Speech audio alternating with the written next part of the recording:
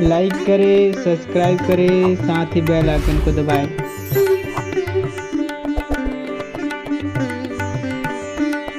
तस्मान्नार्हा वयं हन्तुं धार्तराष्ट्रान् स्वबान्धवान् स्वजनं हि कथं हत्वा सुखिनः स्याम माधव। इसलिए अपने बांधव इन धृतराष्ट्र संबंधियों को मारने के लिए हम योग्य नहीं हैं, क्योंकि हे माधव, अपने कुटुंबियों को मारकर हम कैसे सुखी होंगे। व्याख्या। तस्मान्नार्हा वयं हन्तुं धार्तराष्ट्रान् स्वबान्धवान्। अभी तक पहले अध्याय के 28वें श्लोक से लेकर यहाँ तक मैंने कुटुंबियों को न मारने में जितनी युक्तियां दलीलें दी है, जितने विचार प्रकट किए हैं, उनके रहते हुए हम ऐसे अनर्थकारी कार्य में कैसे प्रवृत्त हो सकते हैं। अपने बांधव इन धृतराष्ट्र संबंधियों को मारने का कार्य हमारे लिए सर्वथा ही अयोग्य है, अनुचित है। हम जैसे अच्छे पुरुष ऐसा अनुचित कार्य कर ही कैसे सकते हैं। स्वजनम ही कथम हत्वा सुखिनः स्याम माधव। हे माधव, इन कुटुंबियों के मरने की आशंका से ही बड़ा दुख हो रहा है, संताप हो रहा है, तो फिर क्रोध तथा लोभ के वशीभूत होकर हम इनको मार दें तो कितना दुख होगा। उनको मारकर हम कैसे सुखी होंगे।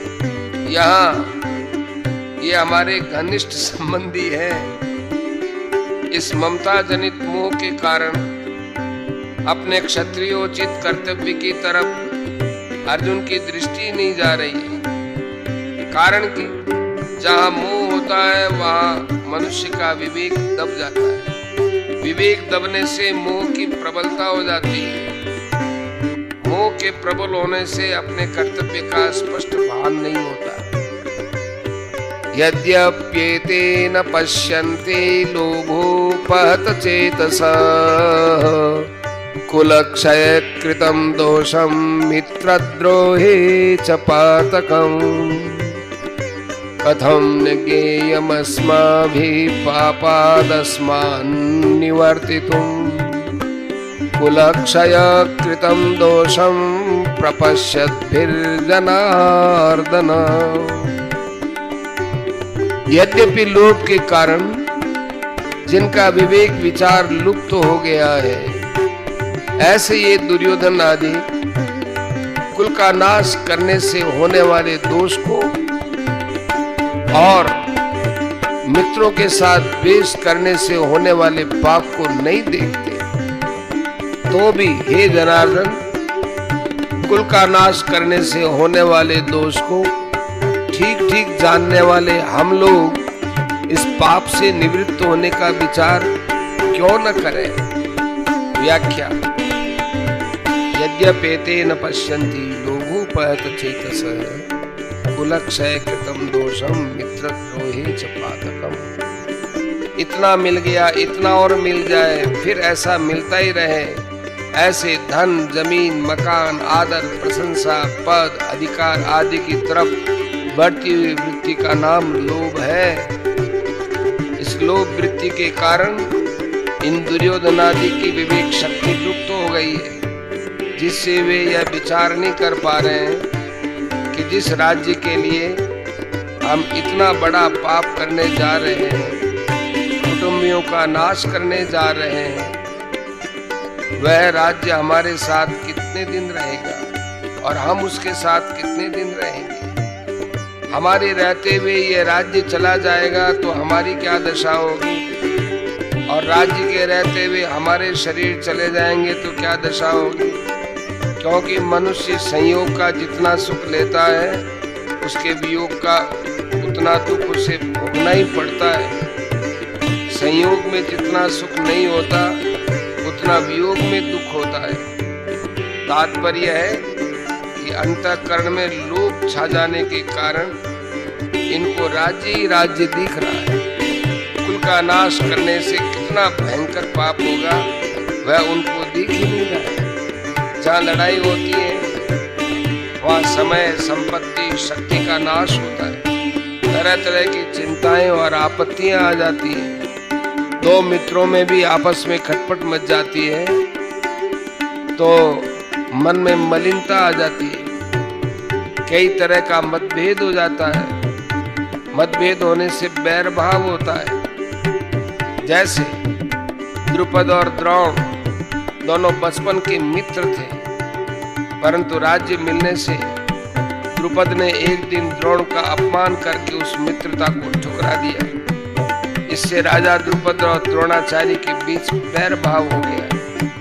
अपने अपमान का बदला लेने के लिए द्रोणाचार्य ने मेरे द्वारा राजा द्रुपद को परास्त कराकर उसका आधा राज्य ले लिया।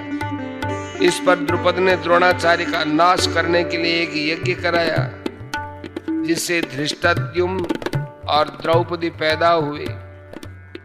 इस तरह मित्रों के साथ बैर भाव हो जाने से कितना भयंकर पाप होगा, इस तरफ ये देख नहीं रहे।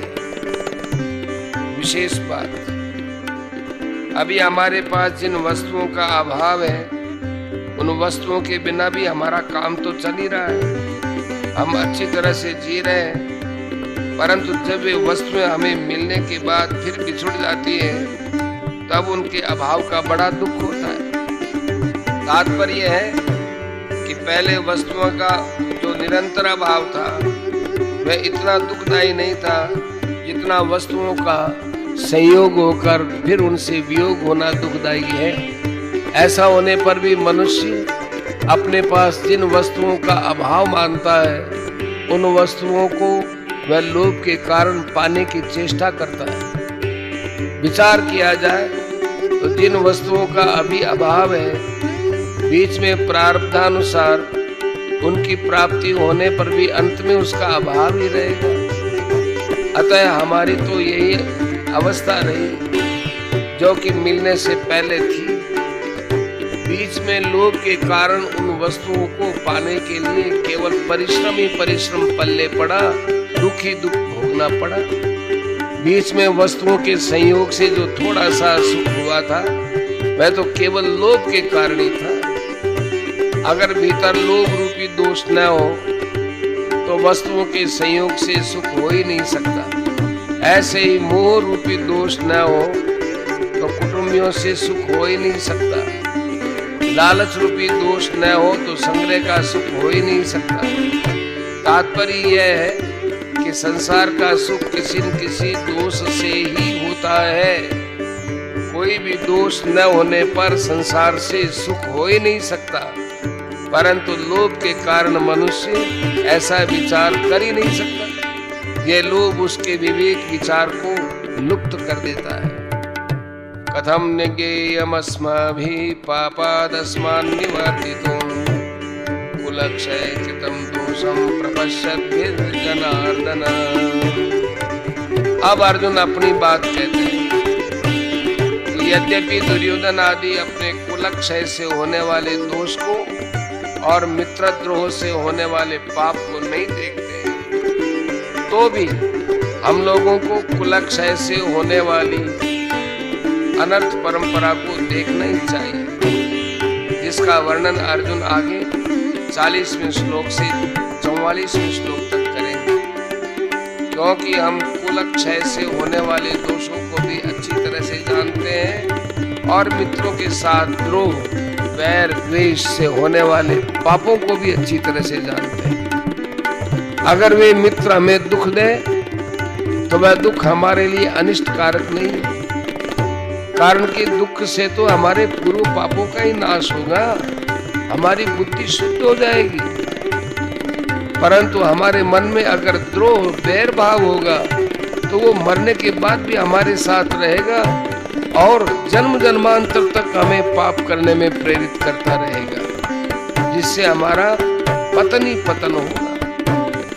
ऐसे अनर्थ करने वाले और मित्रों के साथ द्रोह पैदा करने वाले इस युद्ध रूपी पाप से बचने का विचार क्यों नहीं करना चाहिए? अर्थात विचार करके हमें इस पाप से जरूर बचना चाहिए। यहाँ अर्जुन की दृष्टि दुर्योधन आदि के लोग की तरफ तो जा रही है, परंतु वे खुद कौटुंबिक मोह में आबद्ध होकर बोल रहे हैं। इस तरफ उनकी दृष्टि नहीं जा रही है, इस कारण वे अपने कर्तव्य को नहीं समझ रहे। यह नियम है कि मनुष्य की दृष्टि जब तक दूसरों के दोष की तरफ रहती है तब तक अपने में जो दोष है वो दिखते नहीं। उल्टे एक अभिमान होता है, इनमें तो ये दोष है पर हमारे में ये दोष नहीं।